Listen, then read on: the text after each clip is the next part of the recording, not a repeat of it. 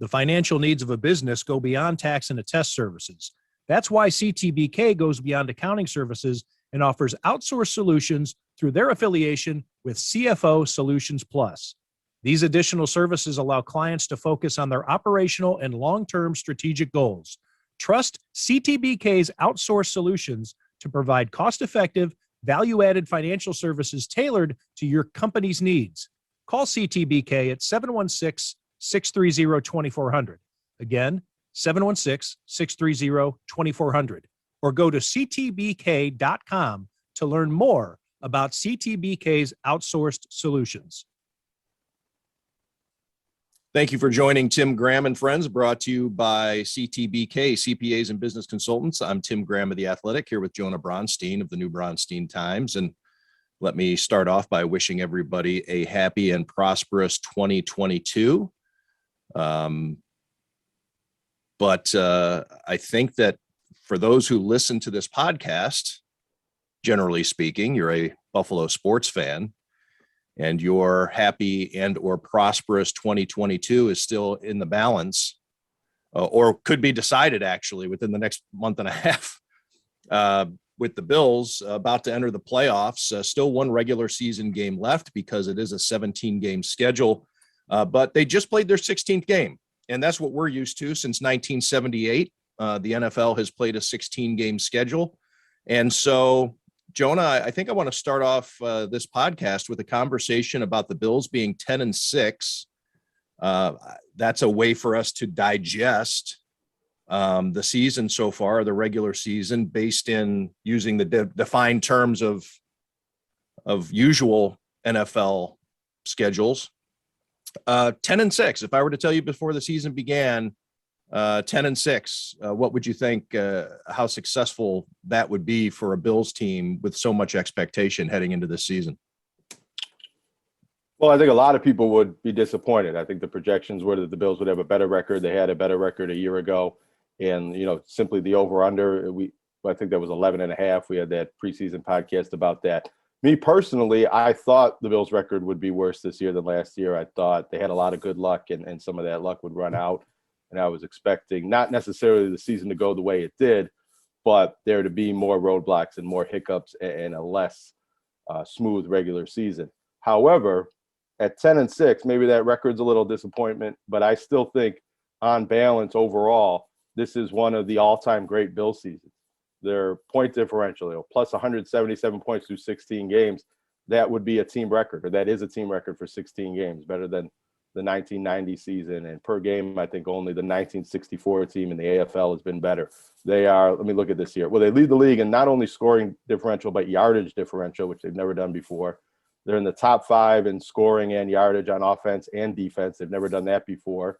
They've never been in the only time they've ever been in the top 8 before was that 1990 Super Bowl team.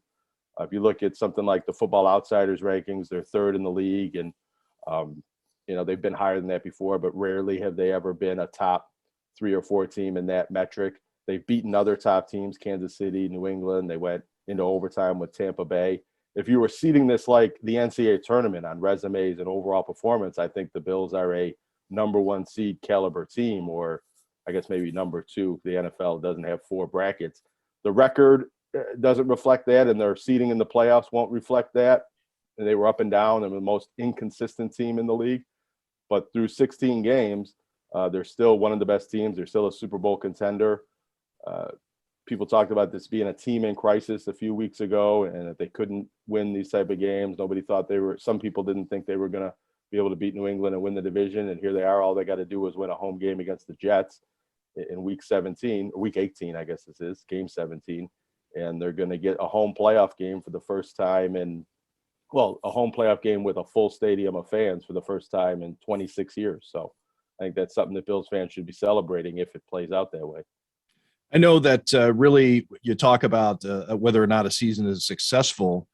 It matters what happens in the playoffs. And of course, we're talking about the first 16 games because it's a digestible way to do it. It's what we're used to. How far do you think the Bills have to get in the playoffs for this to be considered a successful season when you look back on it? The Bills last year got to the AFC Championship game, lost again to the Kansas City Chiefs, which they had done in the regular season also. And then throughout the offseason, really modeled themselves as a team to beat the Chiefs, which they did rather handily at Arrowhead Stadium during the regular season. The problem being is that maybe they calibrated their team to such a way that they were vulnerable in other ways. They got so fixated on finding ways and finding how to beat the Chiefs and made themselves particularly beatable against teams that can run the ball, which was really a weakness heading into the season. Also, you look back last couple of years under Sean McDermott, they got ran upon. So yes, they conquered the Chiefs. They've shown you can talk about how the wind was the mitigator in that first game against the New England Patriots, and with what the Bills were able to do in Foxborough behind a line that was really shifted around and juggled.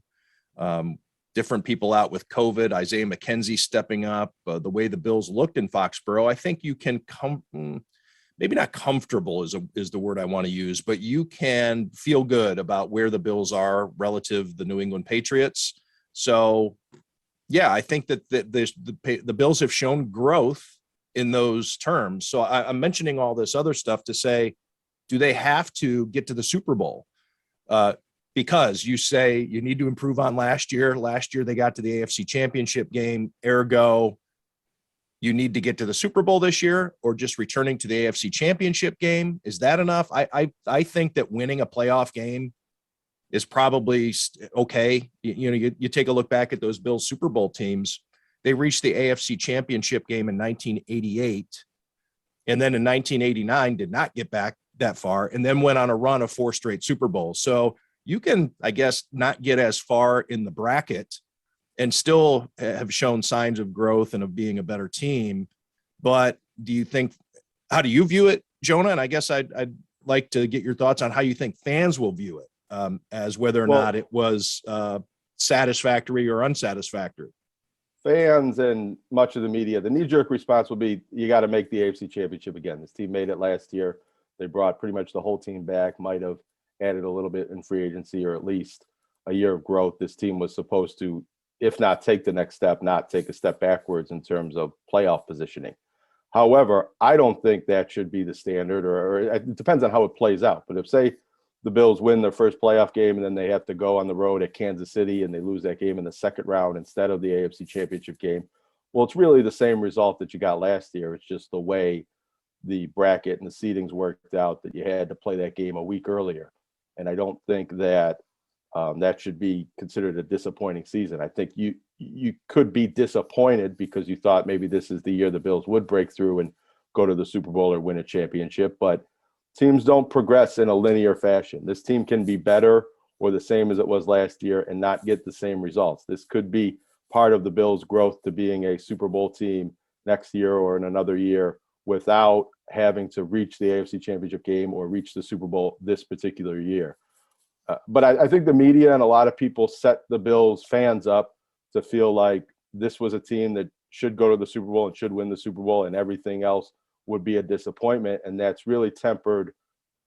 I don't know if temper is the word, but that's really hung over the entire season. Every loss was an indictment about whether this team was a fraud or a pretender or a contender or not. And then every time they win, it kind of circles back to, this is a great team. And I like to look at it a lot more. I think, though, Jonah, it took a while to get back to that feeling, I think, from a fan standpoint, of being comfortable with where the team is, because there was that stretch of 2 months following the Kansas City Chiefs game in which the Bills couldn't beat the good teams and lost to Jacksonville. And then when they did win a game, there was always the but it wasn't a good team. It was a backup quarterback. I mean, so there was a lot until the Bills were able to do what they've done over the last couple of weeks. I think that there still was a lot of angst regarding where they were as a team, their evolution.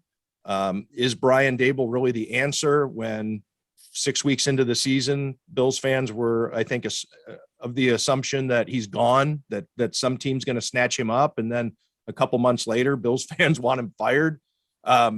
So it's been a wild ride that I think has only settled down just in time for everybody to get worried about the postseason. But I think it's taken quite a while for the Bills to settle through that turbulence and show, okay, maybe, we can actually make a run into the playoffs, deep into the playoffs. Yeah, that kind of underscores how crazy some of the analysis has been. The Bills are third in the league in scoring and fifth in yards, and people think the offensive coordinator is doing a bad job and they need to make a change there. And I just know, maybe text messages I got from friends and things like that. Once the Bills beat New England, people were looking straight ahead to the Super Bowl. So I think people overreact to the wins and overreact to the losses. It's probably the nature of being a sports fan. They probably do this in every market and every sport with every team, especially in the NFL when you have a whole week to digest and analyze the games, and every game is kind of a chapter in the story. But if you look at the season on balance, this team, I think going into the playoffs is just as good as it was last year and has a similar opportunity to go to the AFC Championship game or the Super Bowl, aside from the home field factors in the second round, really. And even in the first round, if some reason the Bills can't beat the Jets this week, they're not going to win the division, and they're going to have to go to probably New England in that first round of the playoffs. I muted myself there. I couldn't picture the Bills winning 3 straight games to get to the Super Bowl just a couple of weeks ago, because they went 11 weeks or almost 3 months without winning consecutive games. Right. And if you don't get a first round bye, you have to, and you want to hoist the Lombardi Trophy, you need to win 4 straight games. Well, now they've won 3 in a row, albeit 2 of the opponents are pretty weak in Carolina and in Atlanta, and they're probably going to win a 4th. They're a 2 touchdown favorite to win a 4th in a row. So yeah, but somebody has to win 3 or 4 games in a row. Yeah, there will be a champion. The team that wins it finishes on quite a bit of a winning streak. But I think you raise a very good point. That is the reason why I think the Bills are capable of winning the championship and could beat any team on any given Sunday and win any one of these coming games. But I don't think they will. I wouldn't pick the Bills to go to the Super Bowl simply because they've been the most inconsistent team in the league, at least according to the Football Outsiders metrics. And in order to go to the Super Bowl, they're going to have to win 3 straight playoff games, probably 2 on the road, after having won 4 straight games in the regular season to finish it off.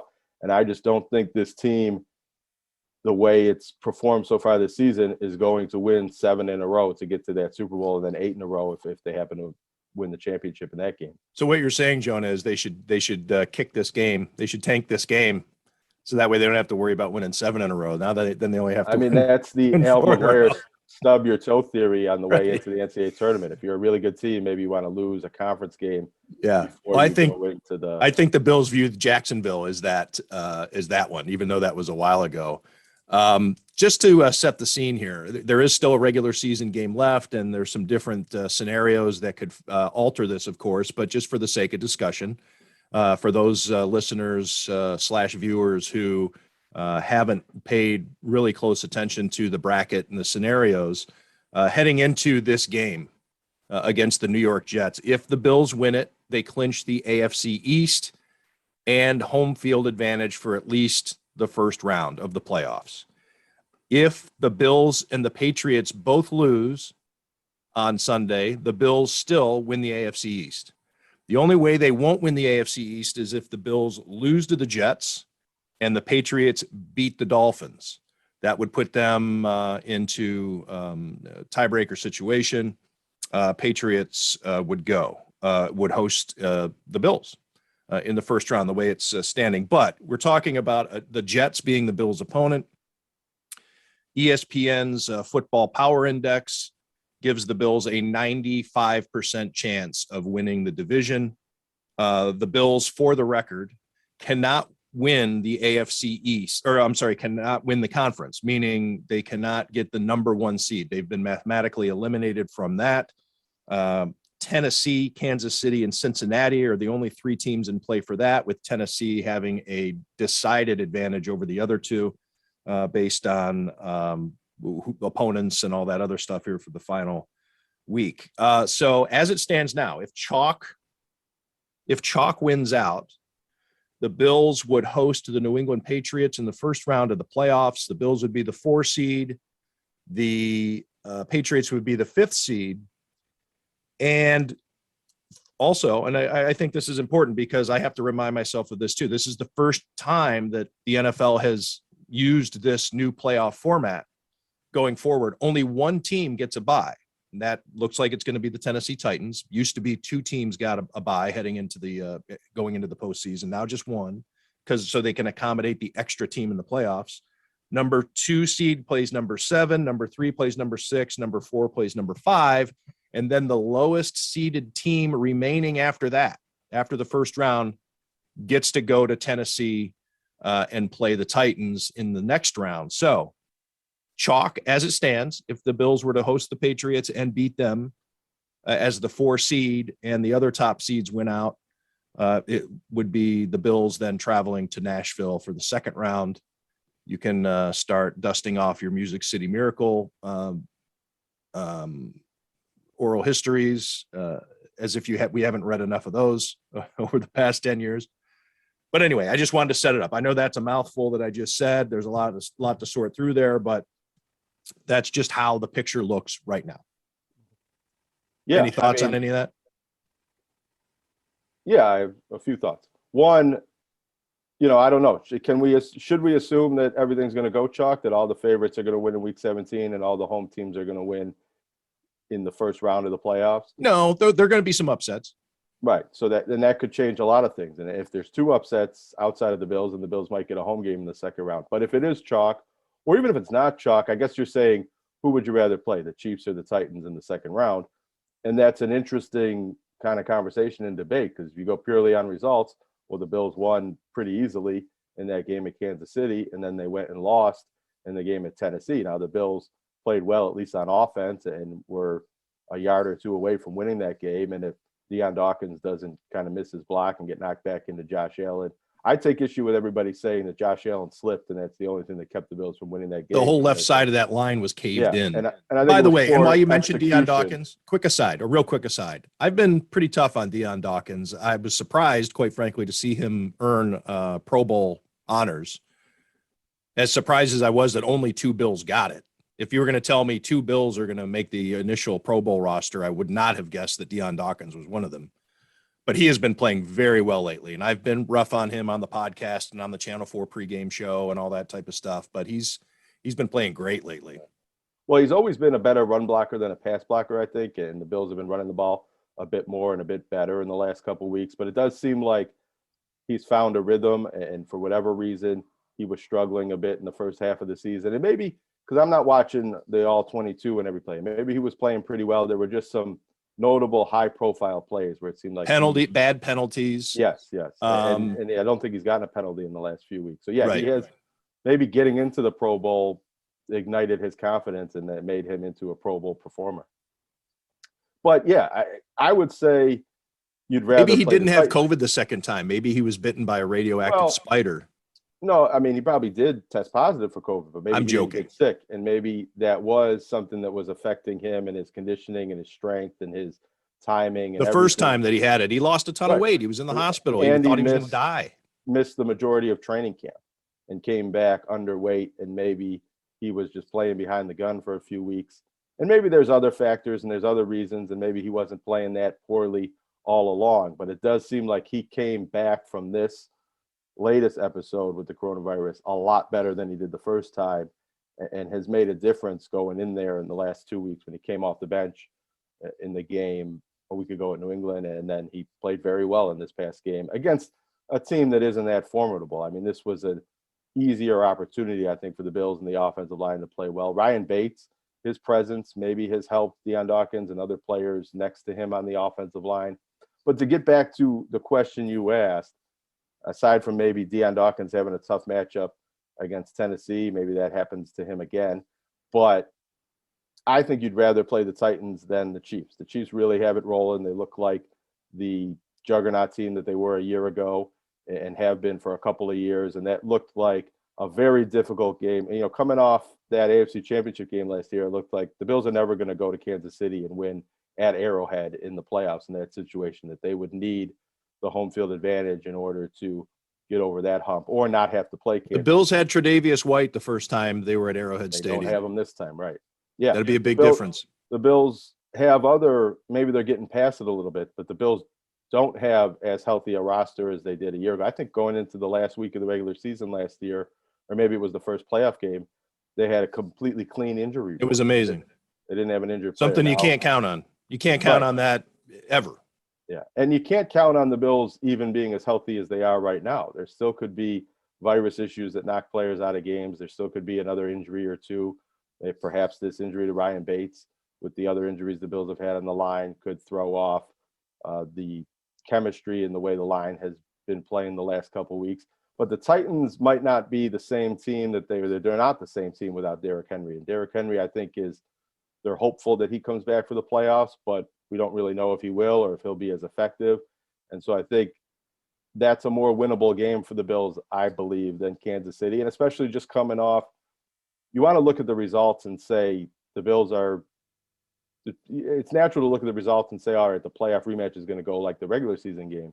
But oftentimes, especially in football, when you can come out with different strategies and different schemes and different plays, the team that wins in the regular season doesn't necessarily have the advantage in the playoff rematch. So I think the fact that the Bills lost that game might work in their favor if they have to go back to Tennessee in the playoffs. But I think overall, having to go on the road in the second round is a disadvantage for the Bills, and they'd be better off if they would have been better off if they had won another game or two and had a higher seed and had 2 home playoff games coming up. And they'd be better off if upsets play out in a way that they do get to host in the second round of the playoffs. I misspoke earlier. I want to correct myself. There would not be a tiebreaker situation with the Patriots and the Bills because the tiebreaker is in play right now. The Bills have the nod on the Patriots because they're both 10-6 now. So if the Patriots win and the Bills lose next week, the Patriots get in outright as the AFC East champion because they'd have 11 wins and the Bills would only have 10. So I just want to correct myself on that. Which, this is a bit of a side point, but I like that because I know you've mentioned it a couple of times in the podcast and other people that follow the Bills very closely and the NFL very closely they think like a coach, and they might want to think, oh, we really want to get into this last game of the season and not have to play for anything and rest our guys and, not show anything on the film that's going to affect us in the playoffs. But for the entertainment value and for the fans and for the media and for everybody that has to watch this game against the Jets, it's much better when there's something on the line. And at least the Bills have to play hard and the Jets should have to play hard too, but they don't have as much to play for. I hate covering these. It's now week 18, but week 17 games when there's nothing on the line and the backups are playing. And the NFL is spotlighting this game, moving it from 1:00 kickoff to 4:25 because they want the drama. They want something to be in the balance as deep into the night as you can go for the NFL. So if the Bills were to play at 1:00 and win that game, then you have irrelevance for part of the afternoon game. So making the Bills play the Jets, making everybody wait. Of course, if the Patriots lose to the Dolphins, but the NFL banks on chalk in these situations, to keep using that word. So yeah, the NFL has put some importance on this game. Yeah, and I hope the Jets come out and play to win and make it a competitive game. Bills fans probably don't want that to be the case, but I hope it's not a run for the bus game for the Jets and that they make the Bills earn this victory and earn this division title, and that it's not, aside from maybe those of us that want to write our stories at halftime, I hope it's a competitive game in the second half. I'm going to tip my hand. There really are no surprises, but we do our players to watch on Channel 4 and the hour, the pregame show that we do on the other network also. And my player to watch this week is Mitchell Trubisky. And my key to the game is to get Josh Allen off the field as soon as possible. So again, I'm doing it from an analysis standpoint. But yeah, you want to make sure that you don't have like the Patriots did a few years ago. Whatever the weather is going to be like, we can talk about that too. And whether, as Sean McDermott seems like he's falling in love with the run game. He had some comments after the game about that's how you're going to have to win in this weather here in Orchard Park, to which I'm like, don't fall in love with that, Sean. Don't just because you think you had this outlier of a rushing game that you can then, pound it down somebody's throat in the first round. That's a plan B. That shouldn't be your plan A. But anyways, Well, I think that's a good point because because of the potential for injury or a virus positive that could potentially. I was gonna reference when Wes Welker in a meaningless game for the Patriots 10 years ago or whatever it was, got his foot caught in the turf down in Houston and blew out his knee, and the Patriots end up going into the playoffs without their best receiver, and fell apart. So yeah, you don't want. But if the Bills possibly need Mitch Trubisky to come in and win a playoff game for them, it would be very beneficial if he has to come in and win a regular season game for him. If he can get a few more meaningful reps than he's gotten so far this season, here's a point to ponder, Jonah. Here's a point to ponder. Okay, so Mitchell Trubisky, obviously at his age and where he is in his life, you think that, and he's been with the Bills now for several months. He knows the playbook probably cover to cover. He's been in the system. He knows the vernacular. He knows how Brian Daboll thinks. He knows this XYZ. He knows it all, right? But is Mitchell Trubisky a better quarterback right now, going onto the field, trotting onto the field and into the Bills huddle, than he was at the end of last season? Probably not. And the reason being is because he doesn't get reps. He gets like a handful of reps in practice during the week. Josh Allen takes all the, since training camp and preseason games, Mitchell Trubisky hasn't gotten hardly any meaningful snaps. So I think you could, I don't think you can quantify it, but I think it's interesting to ponder that Mitchell Trubisky, just because he's been around for a year, doesn't mean he's necessarily going to be able to go in there and do it all. He doesn't have the practice. Well, I had that thought looking back at the Bills' comeback game against the Oilers when I was thinking about, Frank Reich wins that game, but it wasn't the first time Frank Reich had came in and won a game for the Bills. It wasn't even the first time that season. He had done that a time or two that particular season and a half dozen times or so in the seasons prior, between 89 and 92, whatever that was. And he probably doesn't win that game. I don't think that Frank Reich comes and leads them in that comeback if he hadn't played a significant role in other regular season games that mattered, not just the week 17, or back then it was week 16 game that didn't matter. That having to game reps, you can't really simulate game reps in practice. You can try to, that's of course what they do in practice, but having to go out there and play with something on the line and execute and adjust and make quick decisions on the field. I don't know if Mitch Trubisky has regressed to the point where he'll never be as good of a quarterback as he was. No, that's not what I'm saying. I don't want to say that. I'm just saying that just because he's been around for a year doesn't mean he has continued to evolve as a thrower, as somebody who can go out and lead your offense. He's been stagnating. He's been sitting. He's stale. He's been sitting there not playing. If they're going to have to count on him in the playoffs, and maybe they won't, maybe Josh Allen plays every play, but if Mitch Trubisky does have to get called upon in the playoffs, I think the Bills fans are going to wish he had more experience in the regular season. Even if he comes in this week and doesn't play well, I think that can give him some game action and game reps and game experience that would help him if he has to get called upon again in the postseason. Yeah. That goes for any position too. And I think people were pretty up in arms over the players that tested positive and missed the New England game before the New England game. Turns out the Bills didn't need many of those players to win the game. But I think it helps when your backups have to go in and play, and that it makes you better in the long run. And coaches will say this, that the adversity, once you get through it, makes you a stronger and better team. And it also gives you confidence and belief, and gives the players belief and confidence in themselves that will be beneficial if it happens that they have to come in and play again.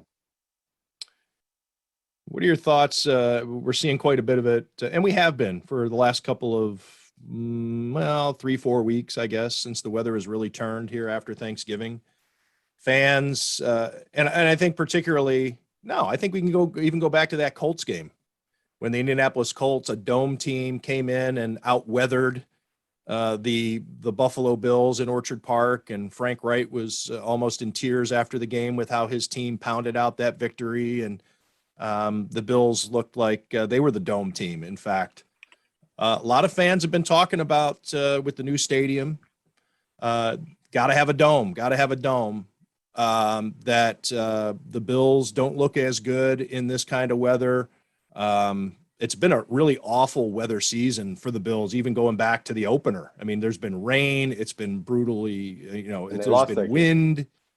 Yeah, it's been a terrible weather season. Talking to the photographers, those guys who really have to prepare for it and are out there every game and have been out there for years, they say it's the worst season that they can remember from weather condition standpoint. I don't know that we've talked about it. Where are you on a dome? Do the Bills need a dome for football purposes? Well, my take on it has very little to do with football or the current construction of the roster. I could care less whether the weather affects Josh Allen favorably or not, or kind of that old school thought that the Bills had an advantage playing in the snow against Miami or the Oakland or now the Vegas Raiders or teams like that from warm climates would come here and not be as prepared to win. And then on the other hand, people will say the Bills are a warm weather team now, or at least they play that way. And these weather games have affected them negatively throughout this season. And if you're a Bills fan, you probably are a little nervous about the Patriots coming back here, and maybe there's a lot of snow and wind, and the game script goes a lot the same as that Monday night game. This could be a Monday night game as well. But I think that's foolish to have that be the reason why you decide either way if there should be a roof on the stadium or not, especially people make it very specific about Josh Allen. This stadium is going to outlive Josh Allen's career by a long time. Josh Allen might not even be on the roster by the time the stadium is built. And Josh Allen may evolve into a quarterback that plays better or is more comfortable playing in the rain and the wind and the snow than he has been so far. Maybe a point of order, by the way, Matt Ryan, prior to Sunday, had only played one NFL game in the snow. Yeah, and he didn't play great. And he looked pretty good. Yeah, he didn't look like it was affecting him at all. Now, he played at Boston College, right? So he maybe has. He did, but that season's over with early. You're talking about a college football season that's over. In mid-November. Yeah, but I think the Bills should build a new stadium with a roof, whether it's a retractable roof or a dome or however you want to put a cover on the top of that stadium, for reasons that have nothing to do with the current football team and have everything to do with that it's a much more functional building. If it's an indoor environment, you can do a lot more things in the off season or with other sports. It's a more comfortable situation for the fans. You don't have to plow the field. You don't have to hire people to shovel snow out of the stands. You don't have to have people running leaf blowers over the yard lines at halftime. It's just a much, I think, more functional and useful building if it has a roof or a retractable roof. I think with a retractable roof, you can even have a grass field, which I don't know if that's a positive or negative. They do in Phoenix. Right. So, and that's good for player health. I don't know if that's even on the table, but I think they should be looking at building the best possible stadium for Western New York fans and everything involved with it, as well as the Bills, but not simply what the Bills, and I understand the Pagulas have a lot of say in this, but not simply what is the best situation for the Pagula family and the current Buffalo Bills. The stadium should be built for the future, for all of the stakeholders in Western New York and the team. And, maybe there'll be future owners that wish there was a roof on the stadium. So I know there's another option that perhaps they could build the stadium without a roof, but build it in a way that the roof could be added later. I think they should at least take that step. You said stakeholders. And the stakeholders of Western New York, and I actually heard stakeholders, meaning we want to keep it as cold as possible out there. All the stakeholders of Western New York. Terry Pagula has said and made it known that he does not want a dome. This new stadium, the proposal is for grass. I think that a lot of Terry Pagula's thoughts on what a stadium should be are reflected by what you see in Pittsburgh. However, the biggest say in this is the governor or the state in terms of how much money is going to be spent. And I think that if it's a stipulation of, okay, we're going to give you this money, but we want this building to be able to be used for other things, and we would like you to put a roof on it, then I believe that Terry Pagula would say, okay, we'll put a roof on it. So I don't think that it's a line drawn in the sand that he cannot and will not have a dome stadium. I think it's quite possible that the Bills end up in a dome stadium. I'm not saying it's likely, but I think that the money is going to decide whether or not the dome is put on it. And I just would say that based on my sourcing and my reporting, that the Pagulas aren't going to be the one to pay for it. I think it'll be a situation where they say, okay, you want a roof on it, then you can, if you want to pay for it, we'll play under a roof. Do you So think we'll see where that goes. Does the NFL have any say in that? I mean, I know the Buffalo would never get a Super Bowl because of the hotels and the market size, but there might be other marquee football events or. Well, I've certain interviewed two of situations. the most influential owners when it comes to stadiums, Jerry Jones and Art Rooney II, who is had been for decades chair of the stadium committee. And Jerry Jones, of course, being Jerry Jones. And both of them, Jerry Jones said it was his belief that the only time you need a dome is for air conditioning, meaning, so it's the opposite of what you'd think. That was his take. And then Art Rooney's conversation with me, which were both published at The Athletic. Feel free to go check it out. Art Rooney's was a Q&A. The story I did with Jerry Jones was more of a analysis. But Art Rooney said that that's his own personal belief that football should be played outside on grass. So those are two of the guys who are most plugged in, I think, when it comes to the NFL's thinking, obviously. And neither of them mentioned anything. They were opposed to a dome. Now, there's been talk out there. I've written about it, especially with Art Rooney laughing at the concept of the Bills hosting a Super Bowl. There are still some fans, and I see it out there. And they think that a dome means they get a Super Bowl because Minneapolis got one with the new stadium. Atlanta got one with the new stadium. Of course, we're talking about warm weather there. But the Jets and Giants Stadium hosted a Super Bowl outdoors in the winter. But look, Pittsburgh put in for a Super Bowl and was pretty much laughed out of the room. Rooney said that nobody took him seriously. And that's Pittsburgh, which is a much larger market. It is a much more of a, with the mystique of Pittsburgh and football and the whole thing, it's an easier sell, I'm sure, for the other owners than Buffalo would be. So, no, I don't think that, not even I don't think, a Super Bowl is not coming to Buffalo if there's a dome on the stadium. Now, do you get things like the combine, those types of things that pass through? Probably. Maybe does the NCAA look at it for venues? An NCAA basketball regional, Buffalo hosts first round events, but those regionals tend to go in football stadiums. There's other concerts, concert. If the Rolling Stones want to tour in March, Buffalo becomes a possible destination, whatever. But yeah, there are all kinds of things. Now, I don't think that we're going to, if the Bills, if the stadium has a dome on it, 10 years later, we're going to look back and say, man, look at all this stuff we got. I think a couple of things are going to happen here or there, but there just isn't a ton of events out there that you're going to get on a regular basis. But again, it's not my money. I guess technically it is our money. There's a public assistance involved.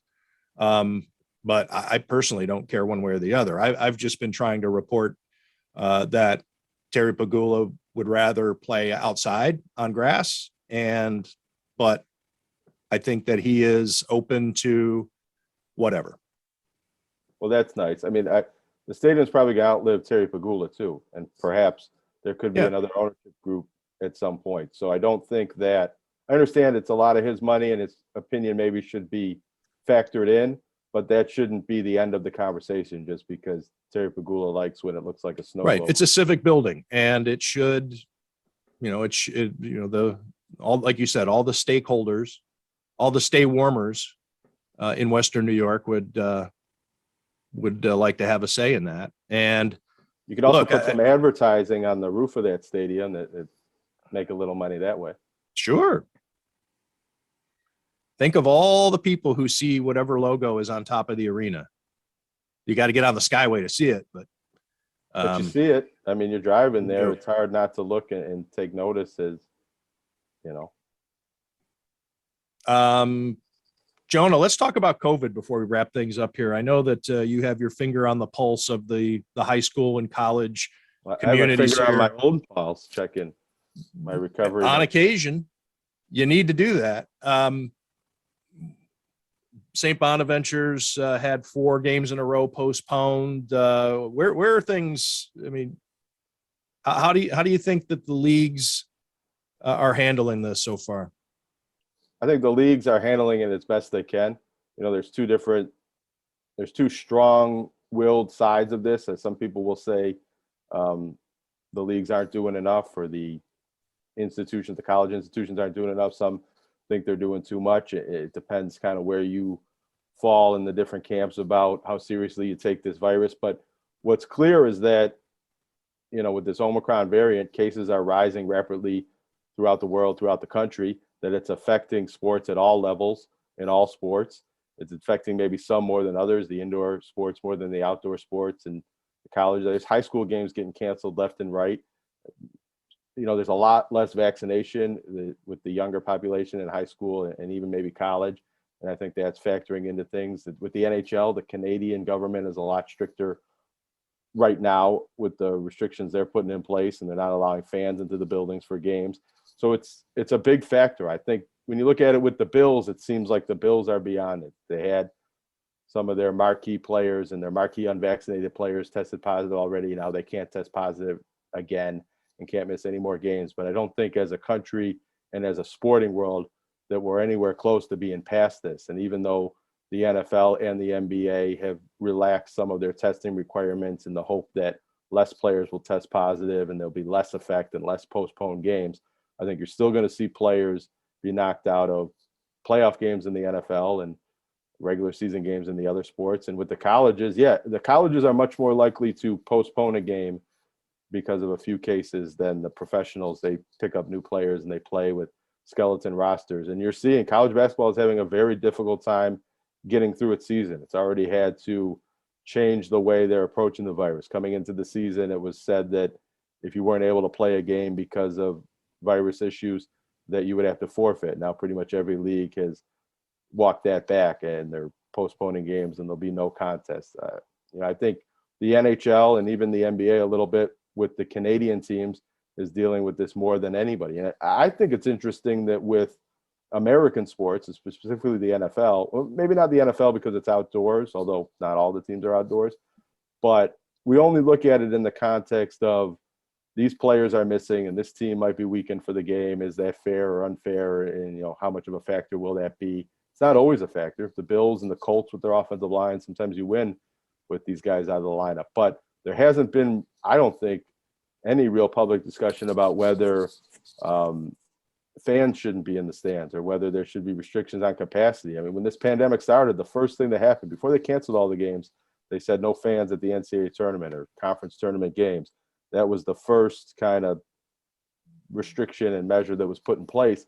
And now, because of the revenue and things that are involved, the leagues and even the colleges seem very reluctant to go to that tactic this time. But, you know, that would seem to be a safety measure that would be worth considering. I mean, these football games certainly, I think, fall into the category of super spreader events or potential super spreader events, with the number of people coming to these games and how closely they sit and the indoor concourses and things like that.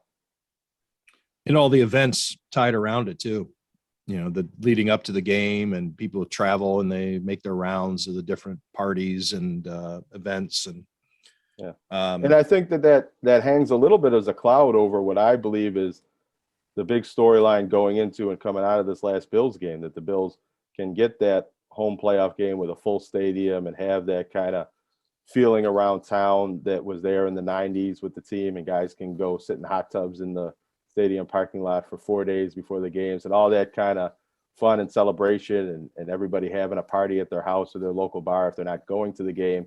But with the situation with the virus, does that make that less likely or less something to celebrate and encourage and lean into that maybe they would in a different year? Yeah, although, you know, you remember the banners that were out at City Hall last year, everybody going and having their picture in front of the banner. That was the big communal place, everybody to get together because they couldn't be at the stadium.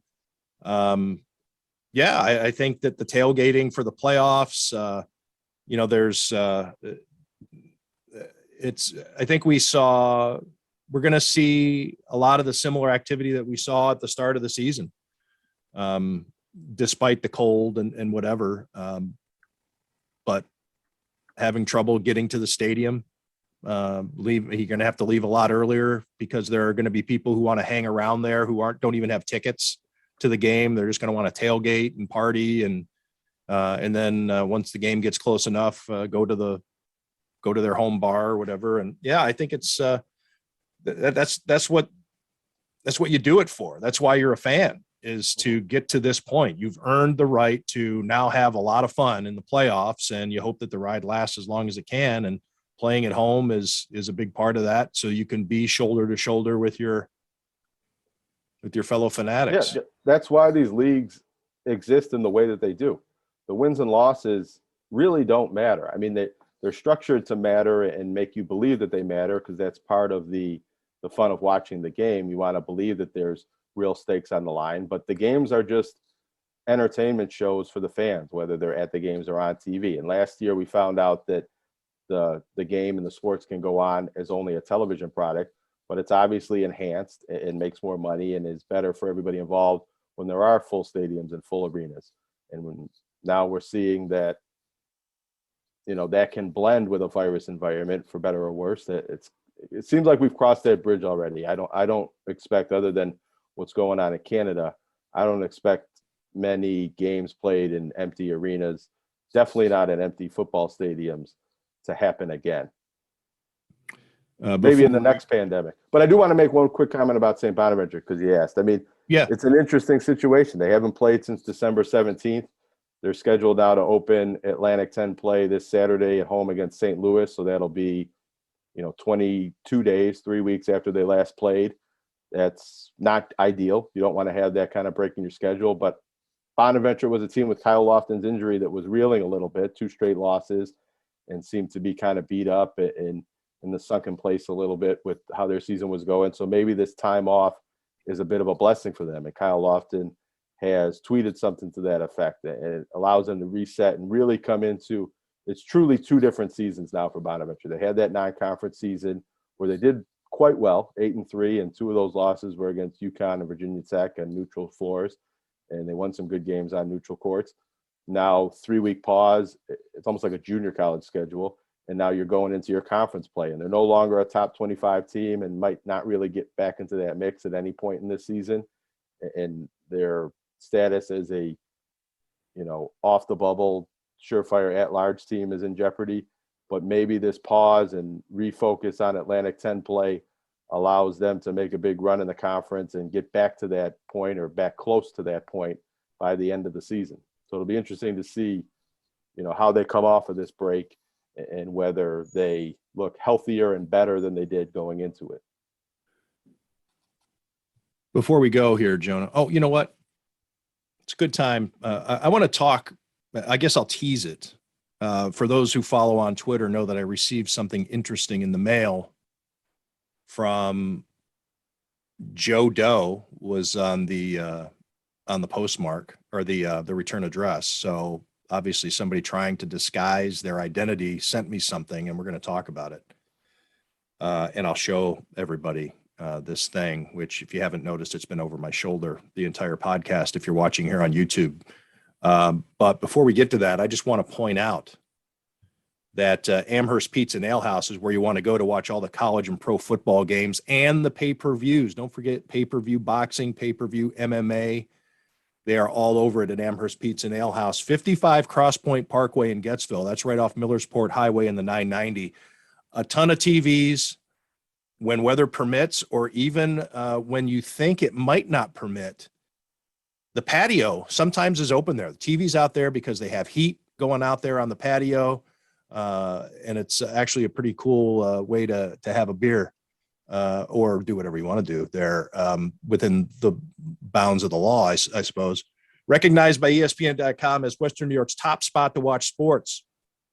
It's where Jonah Bronstein and I go when we're done covering the games on Sunday. Stop in or call for takeout and delivery. 716-625-7100. Again, takeout, delivery. Want to make a reservation? 716-625-7100. Amherst Pizza and Ale House. Amherst Pizza and Ale House remains possibly my favorite place to urinate. You get to read the newspaper while you're doing it. And That's right. I'm an online Buffalo News reader, so I guess that makes me a buffalonews.com reader. I don't see the paper, but for tacked above the urinal at Amherst Pizza and Ale House. you get to appreciate that design and headline writing, Right. the smell of newsprint. I don't know you're smelling. That's what you're smelling. Sometimes you gotta lean real close to the wall to get it, but it does work. It has a bit of an air freshening effect. Great spot. So many taps there. They have so many beers on tap, constantly cycling through new stuff from the local breweries. And The urinals are old kegs. That's kind of a cool feature. that is, I don't know what the women's bathroom is like, but the men's bathroom has an interesting decor. it is. It's from Kegworks. A college buddy of mine who owns Kegworks makes those. I don't know that he makes them anymore, but he made those that are Can there. I get one in my house? Yeah, absolutely. Absolutely. So this, I received this in the mail. This is on canvas, by the way. I think it's printed, but it is on canvas, and it's got a wooden backing on it. And for those who are listening and not watching, this is what I received in the mail. No note, no name or no legitimate name on the return address. It is artwork, I guess. 3 women. Apparently they're all wearing skirts because they don't have anything around their ankles, but they are in Bills jerseys. There's a Josh Allen, a Cole Beasley, and a Stephon Diggs, and they are squatting and going to the bathroom in urinals. Speaking of Kegworks, these are not Kegworks urinals. These look like standard stadium urinal because they're all side. I'm guessing it's a stadium situation. They're wearing high heels to the game. Interesting that the floor looks the same as the walls. You usually don't get that in interior bathroom. Well, design. you're talking about an industrial, you're talking about a stadium, they just probably go through with coats of paint, that's maybe an old stadium. Jonah, your thoughts when you see this? My initial thought is, why are they leaning forward so aggressively with their hair hanging onto the ground? It seems like they could get the job done with maybe better we're posture. assuming that they're tinkling. Either way, I don't know why you have to fold yourself up like that. I feel like you could sit up a little straighter. Maybe not. I don't know. I've never used a urinal that way. The elbow on this one, the elbow angle is that maybe she's finishing, maybe she's cleaning herself up a little bit. Maybe that's why she's leaning forward so much. I'm curious if they're all vaccinated. Like one of them, or 2 of them. We can't tell. They might be wearing masks, but we can't because their hair is hanging down over their faces. Are we to sure protect that's the not innocent? actually Cole Beasley in the middle? Because the hair color matches. Could be. Well, I just wanted to share that. I received it in the mail, no note. It's good artwork. And I've had people who want to buy it from me. I think it's available online, though. I don't think that this is an original. I think it really adds to the decor in your Zoom background. I think you should send it to that Room Raiders Twitter account and see what their comment is on that. What do we think? It looks like the Shredden Reagan Fantasy Football Trophy is holding up the artwork. I don't know if I want to keep it there. This is my hat. This is where I put my hat. I'll find a place for it. I don't know. I'm if also it'll be curious that there's an open urinal, but they're still right jammed next to each other. Like usually, the urinal etiquette is you space out a little bit. Right. You get to give some privacy. That's true. But women, they are always going to the restroom in pairs. Yeah, urinal etiquette, or I guess they don't use urinals. Toilet etiquette is different in the women's bathroom. Yeah, they're always going together. Technically, they could sit on each other's laps and still get the job done. I think you've gone too far. Just the physics of it, that would work. I think you've gone too far. Speaking of fantasy You football, could edit that out if you think. I want to crow a little bit. I won the Elmo's League. I did not make the playoffs in the Buffalo Media League. The week that I had COVID and woke up at 1:30 and had 2 injured players in my starting lineup cost me against Jerry Sullivan. I lost that game, and had I won that game, I would have made the playoffs. But anyway, I was able to redeem myself in the Elmo's League. Well, I want to crow a little bit. I won the regular season title with the best record in my division and the most points overall in our 2014 Media League, which is quite an accomplishment. And I ended up finishing 5th in the playoffs. We have to let people know that it's 12 teams, 2 divisions. Right, but 24 different media members, and I drafted the best team and had the best season. Of all 24, oh, you're saying. But don't win the most money. That's one of my problems with fantasy football, the week-to-week nature. Yeah, it's all about titles. It's all about the hardware. Congratulations to your athletic colleague, Joe Biscaglia, won the league, commissioner. And Tyler Dunn had a tremendous comeback from being 1-6 and having probably the worst drafted team, according to Yahoo, and winning our division and being the second place team overall.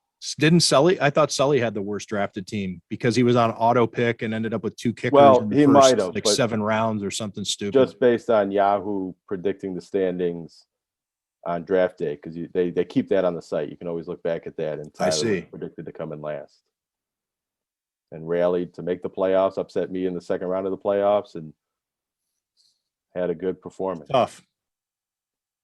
Well, Jonah, thanks for a spirited discussion. Yeah, this was fun. It was the most we've spoken about Mitchell Trubisky all season. The most we've discussed urinals all season.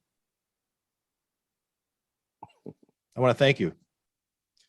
And I want to thank everybody who listens and watches Tim Graham and Friends, brought to you by CTBK, CPAs and Business Consultants.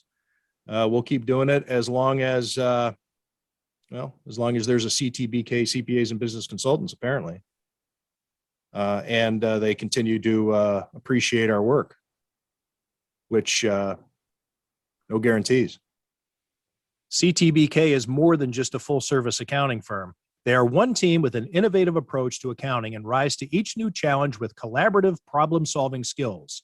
CTBK goes above and beyond by lending helping hands in the Buffalo and Niagara community through volunteer work and donations, and is partnered up with Victory Sports for 2020 and 2021 to keep kids in the community active. The professionals at CTBK are determined to help individuals and businesses succeed. Whether a large corporation, a small business, or somewhere in between, call CTBK at 716-630-2400. Again, 716-630-2400, and see what CTBK's one-team approach can do for you.